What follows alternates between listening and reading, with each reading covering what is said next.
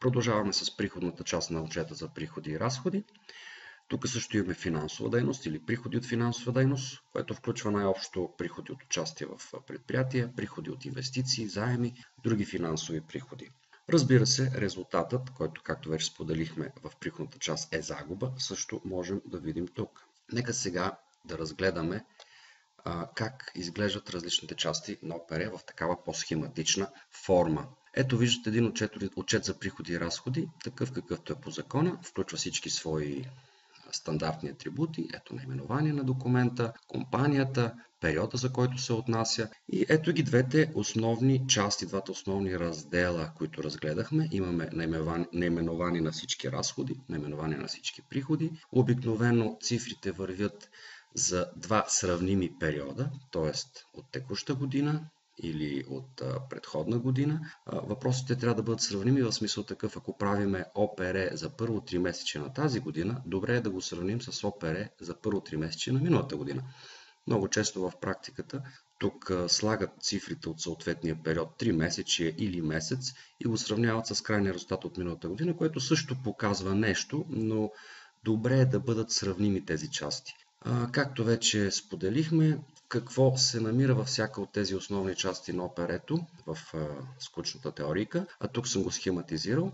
Ето първи блок разходи от оперативна дейност, да кажем, че имаме 100 лева разход за оперативна дейност, финансовите разходи, споделихме вече какви могат да бъдат нови 100, извънредни приходи нямаме. Имаме в приходната част приходи от продажби, номинална цифра от продажбите, без ДДС, разбира се, финансови приходи, извънредни приходи.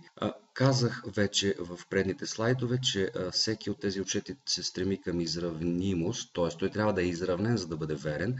Виждате, че има от тук обща сума на приходите, на разходите и съответно обща сума на приходите. Тези две суми са еднакви. Ето го изравнителното звено. В нашия случай е печалба. Разбира се, след като имаме приходи от продажби 150, финансови 50 стават 200, извънредни 10 стават 210, а разходите са ни само 200.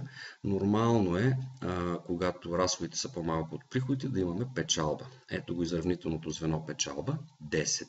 Нека да разгледаме един друг случай, в който имаме загуба. Виждаме отново същия отчет, виждаме същите блокчета във всяка от страните на отчета за приходи и разходи, разходна и приходна, но в този случай виждаме, че разходите превишават приходите. В този случай всичко общи разходи са 220, всичко общо приходи са 220, но тъй като разходите превишават приходите, нормално е да имаме загуба. Ето го резултата се вижда в дясната част на отчета, в приходната, независимо, че е загуба. Нека да разгледаме един действителен отчет за приходите и разходите.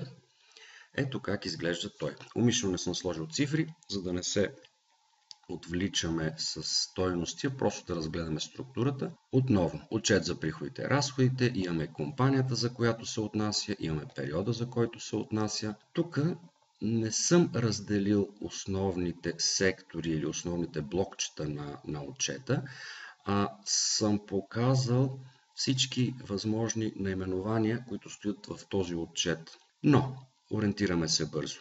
Ето, първо имаме наименование на разходите. Значи това е нашата разходна част. Отново, сумите са в хиляди лева. По принцип, отново върви текуща и предходна година, или по-точно текущ период и предходен период. Задължително трябва да бъде сравним.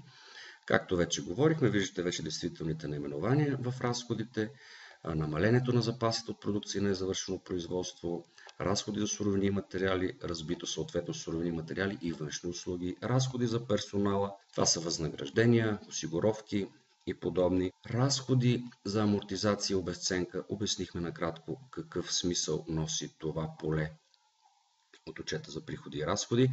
Други разходи, ето общо разходи за оперативна дейност. Тук ще видите сумата натрупана като разход за оперативната дейност. И тук започва финансовото блокче. Имаме разходи от обезценка на финансови активи, отрицателни разлики от промяна на валутни курсове, мисля, че това го обяснихме накратко, разходи за лихви и ето го общата стойност на блокчето финансови разходи. Тук се появява печалба от обичайна дейност. Защо тя се появява преди извънредните разходи? Защото се смята, че извънредните разходи са разходи, които не са пряко свързани с нашата основна дейност. Затова е добре да се види първо какъв би бил резултата преди тези разходи. След това включваме извънредни разходи, видяхме ги в предните схеми, и общо разходи, натрупани за периода.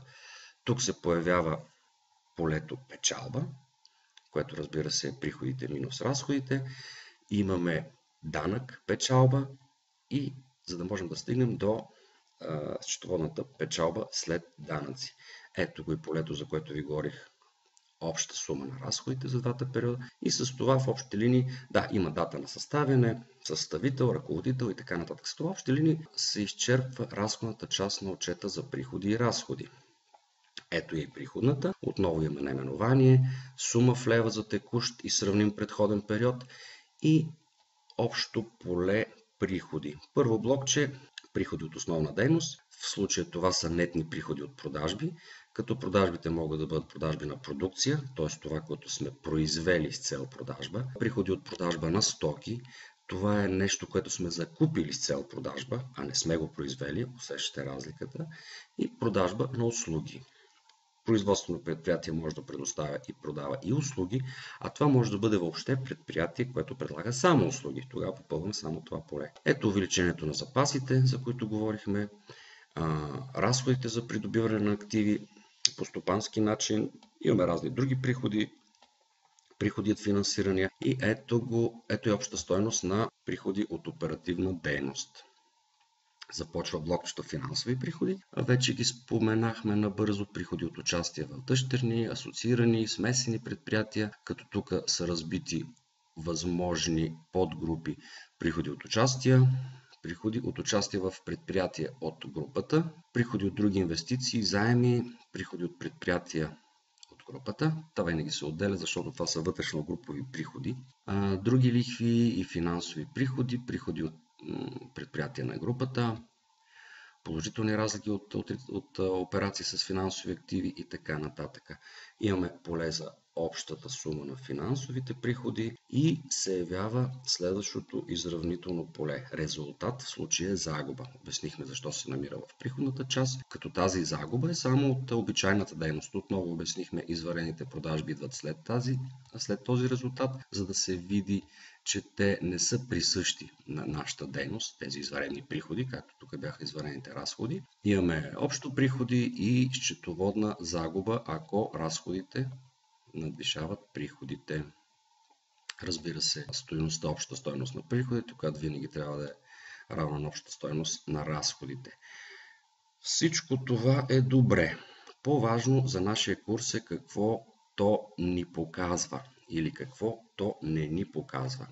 Затова нека разгледаме още един-два слайда, доста важни. Отчет за приходи и разходи. Какво показва ОПР?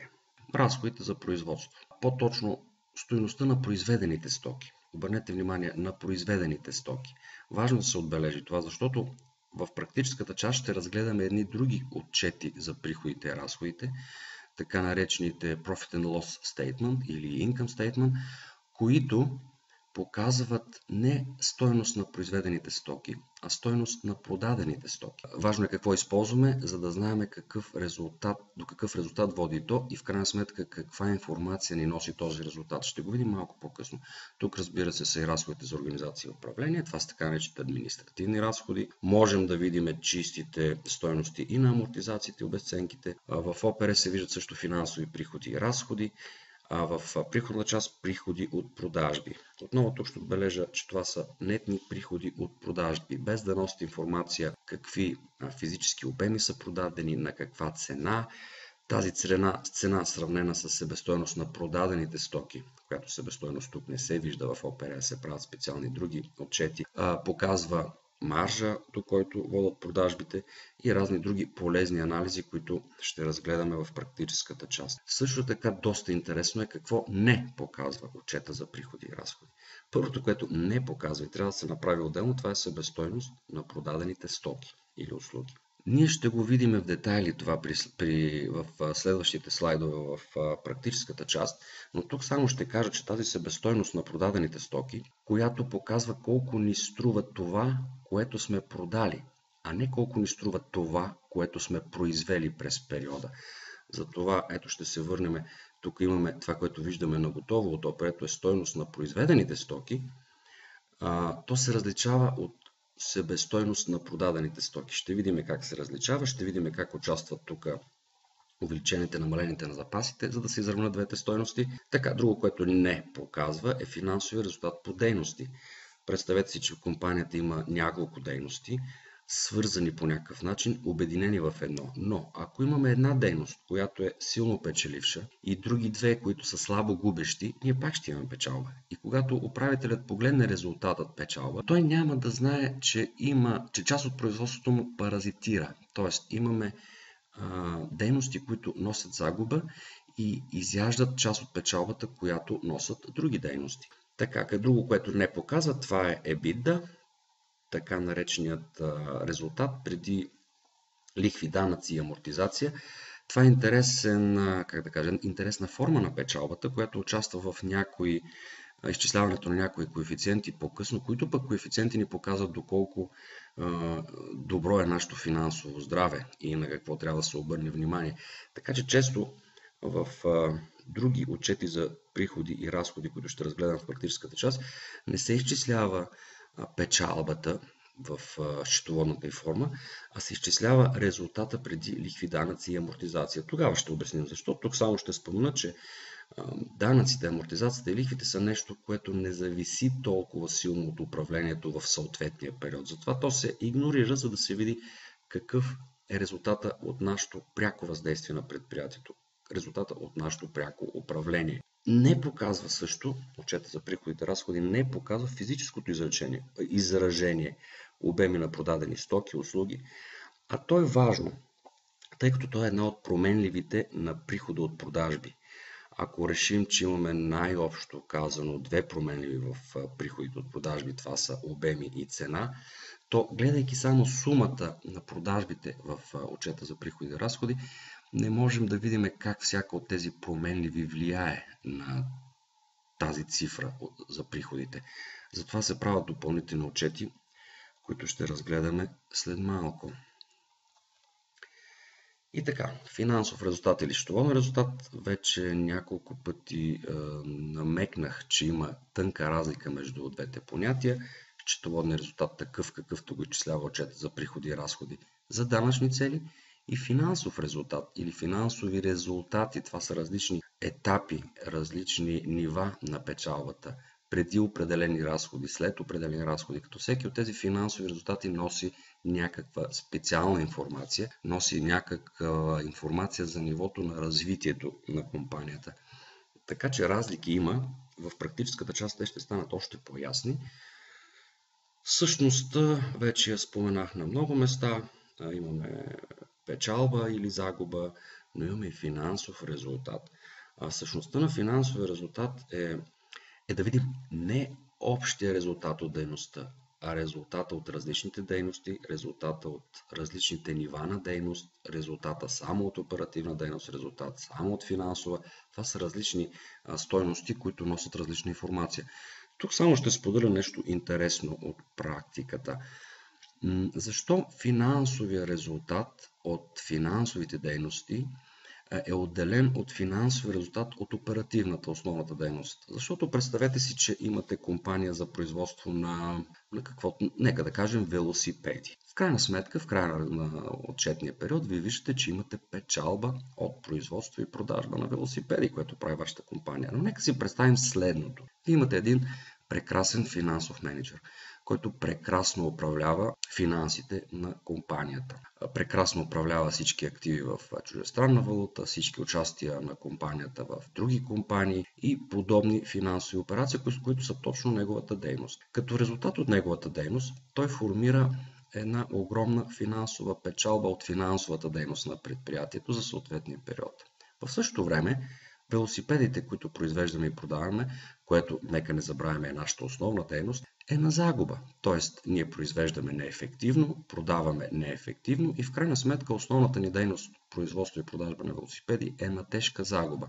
Но когато тази загуба се нетира с прекрасния положителен резултат, финансов резултат от финансовата дейност, в крайна сметка печалбата в ОПР е съществена. Управителят вижда, че има печалба, спи спокойно, не се затормозява с анализи на състоянието и компанията затъва. Тази компания ще затъва до момента, в който той осъзнае, че оперативната дейност има нужда от сериозен анализ и той има нужда да знае какъв е финансовият резултат, т.е. дали той е печалба или загуба само от оперативна дейност преди резултата от финансови дейности. Тоест, разбирате, тук основната дейност е важният показател за това как диша компанията, как тя се развива и на къде отива. Финансовата е съпътстваща. Ако в нашия случай финансовата дейност е тази, която носи печалба, то ние сме на грешен път, тъй като ние не сме финансова организация. Ние сме организация за производство на велосипеди. Затова правя аз това разделение по дейности, както по видове дейности вътре в оперативната, така и по видове дейности в общата дейност на компанията. Т.е. трябва отделно да се разглежда основната дейност оперативна, т.е. това, за което съществува компанията, да се разглежда отделно от финансовите съпътстващи дейности, от други дейности или представете си случай някакви неочаквани извънредни приходи, не знам, някакъв случайен наем, много печеливш, може отново да покаже обща печалба на компанията, а в същото време основната дейност, производство на велосипеди, да затъва. Това са така подводните камъни, които лесно се хващат, стига човек да ги търси. Мисля, че с това се изчерпва теоретичната част. Тя е теоретична до толкова, доколкото исках да ви запозная с основните понятия, но аз навсякъде опитвах да вмъквам примери от практиката, за да са нещата по-ясни и по-приложими. Сега в следващата част ни предстои практическото приложение, отчет за приходи и разходи. Там ще разгледаме алтернативни отчети на за приходите и разходите. Ще видим какво те показват в повече от отчета за приходи и разходи или какво те показват, което отчета за приходи и разходи не показва. Там ще се научим да мислим къде да търсим рискове, ще се научим да мислим как да подобрим съществуващи добри резултати, как да променим съществуващи недобри резултати и всичко свързано с отчета за приходи и разходи.